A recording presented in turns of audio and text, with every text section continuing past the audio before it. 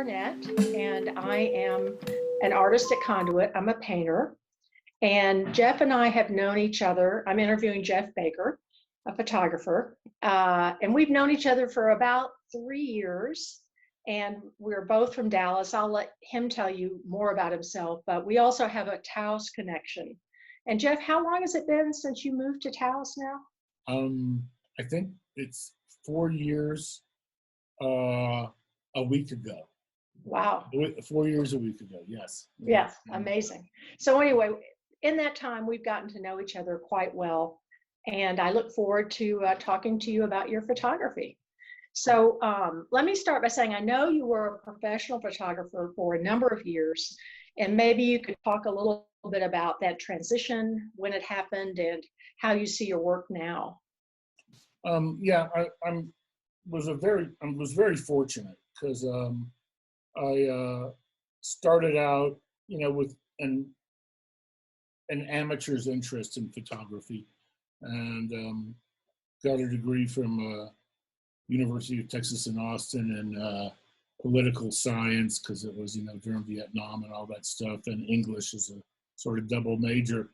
And a friend of mine said, "Hey, there's this photography guy who's teaching in the art department at UT in Austin named Gary Winogrand." And I didn't know who he was, but he was the man. He was sponsored for a Guggenheim Fellowship by John Sarkowski, who ran the photography program at the Metropolitan Museum of Art in New York. And Gary was a documentarian, and he was interested in just what a photograph could say. And even as a commercial photographer, I've always really sort of adhered to the philosophical underpinnings that I got in his classes and auditing these classes after I graduated. And I think the most important thing he talked about was that a photograph was a document, that it was a window on, it was a type of accuracy that you couldn't get any other way. It's what a photograph does best, is describe a moment in time accurately. It isn't necessarily the truth, but it's accurate. And so when I finished at UT, I started freelancing. At first I was in Guatemala, and I had gotten a gig as a stringer for the Associated Press, and was just taking pictures of whatever was interesting to me. And the man who hired me, the bureau chief there, says, I'll give you $30 for a roll of film. And it cost me $100 a month to live in Guatemala at the time. It was 1970s and very cheap. So it's a good deal. It was a good deal, So I went and I took pictures, and I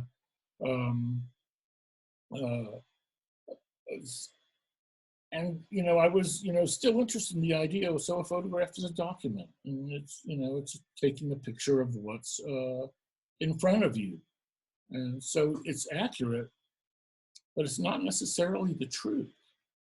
It's what the visual is, that is being described. And I've been thinking about this for a while. I took this picture very early on in my career, and it was a picture of a woman at a bus stop holding a baby. And she's standing next to, in Central and South America, when somebody dies, you go to the coffin shop and you buy a coffin. And so the coffin shop was right next to the bus stop. And they had a display, which was basically a coffin sitting on a couple of sawhorses. And I take this picture of this woman holding a baby, and there's a coffin next to her. And people start looking at the picture and going, "Oh my God, that's sad photograph. This is terrible. Oh, she's lost her husband." Yeah, she was waiting for the bus. It had nothing to do with that, So it was this whole idea of, yeah, it's accurate, but it's not true.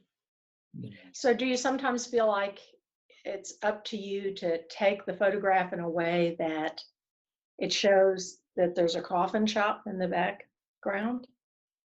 I don't know that I ever Or, think about that. I don't know that I think about anything that's involved with taking the picture too too much before I take the picture. I'm really very reactive in just caught by the image. yeah. Something grabbed me. It's an emotional cue, Right, or it's a visual cue, right. or it's something that compositionally worked. And then you Well, look so back afterwards, and see what. so that leads me to my next question, which is, how do you know what's worth shooting? Which I always wonder about photographers. How do they come to shoot what they do? I don't think you know what's worth shooting. I really don't. I think that there is something, as I said, that grabs you, that Mhm, makes you go like, oh, this is sort of interesting. And when I was a kid, we lived in Paris, and my mom used to take me through the Louvre 3 and 4 times a week. And so my understanding of composition is very innate. I was looking at great works of art when I was 3, 4, and 5 years old, all day mhm. long, and never anything that I really studied, never anything that I really thought about, but I think I got imprinted in my brain very early on about what makes a good composition. It's not, Yeah. And your mother, I should add, was Edith Baker, who later became a very well-known gallerist in Dallas. yeah. Yeah. I've had a So very it's good in the relationship. family. It was in the family, and she made sure that I got as much input in the art world as I possibly could. So sometimes when you're going back and looking at the photographs that you've taken, are you amazed to find one that you hadn't thought much about and that is really the thing? I mean, the Oh yeah, best or oh yeah, yeah, oh yeah, all the time.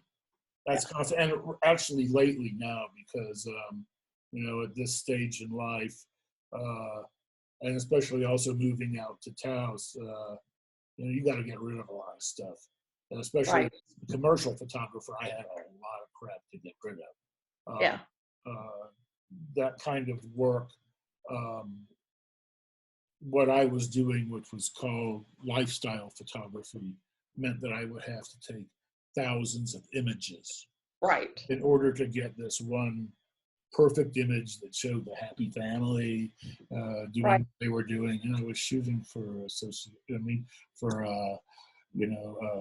AT&T and Verizon and General Motors and people like that, and with the cars or with food or with Yeah, something like that.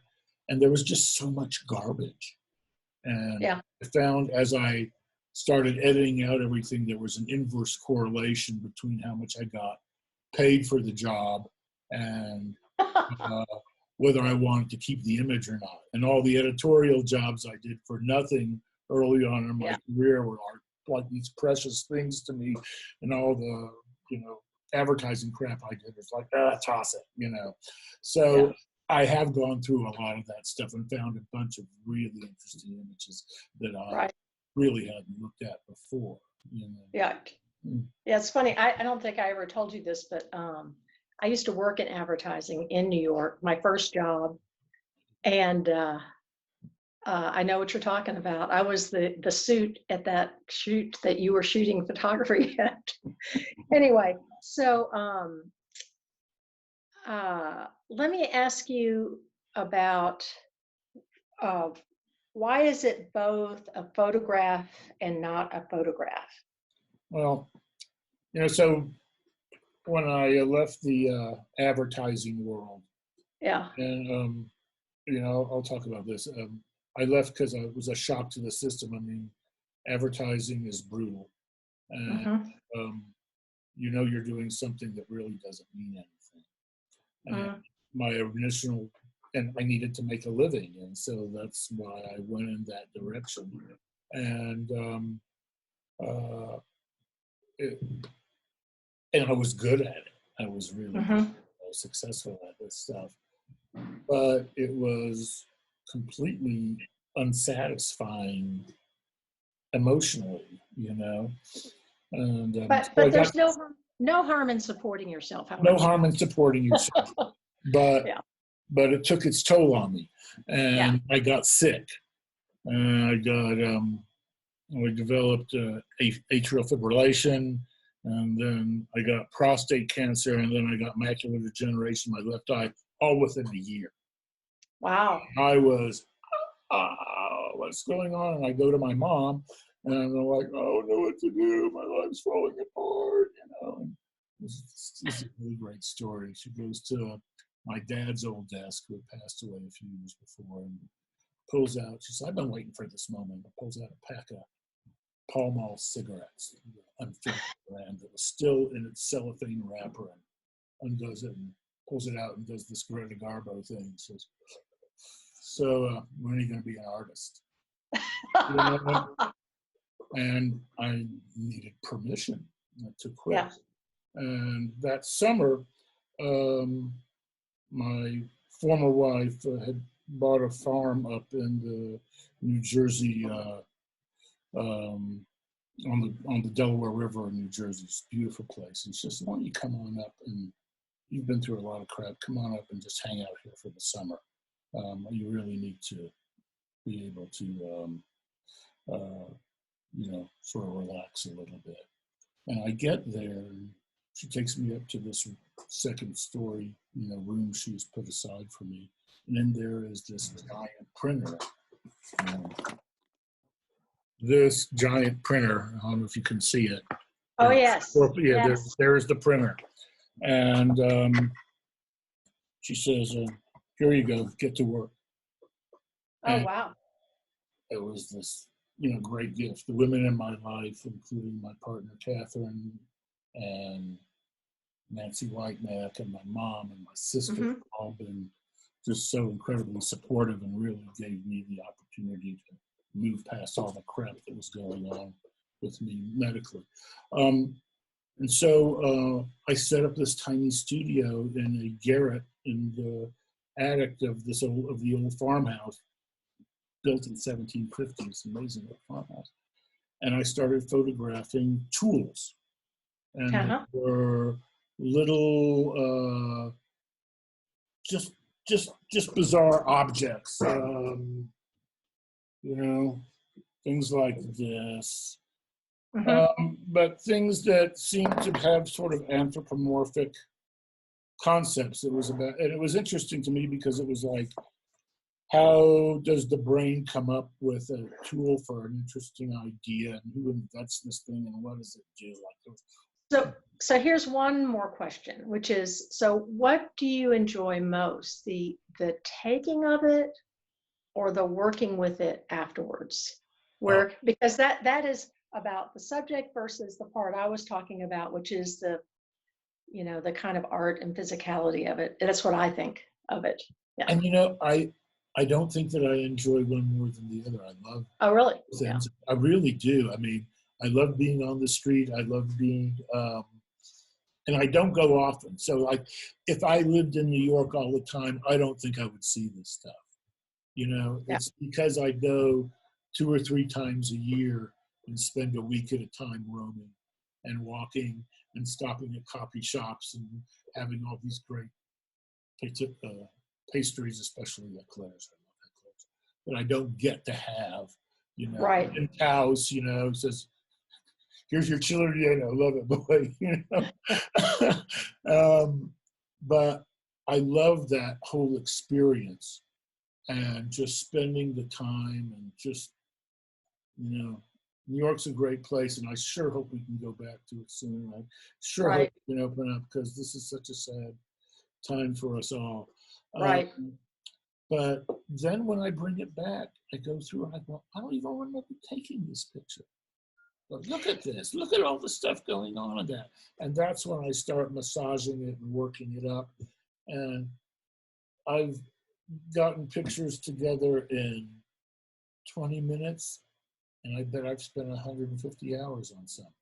You know, you don't know what it's going to take, but I'm always, you know, if there's great information in that image, I want to try to do the most I can with it. Right. Well, great.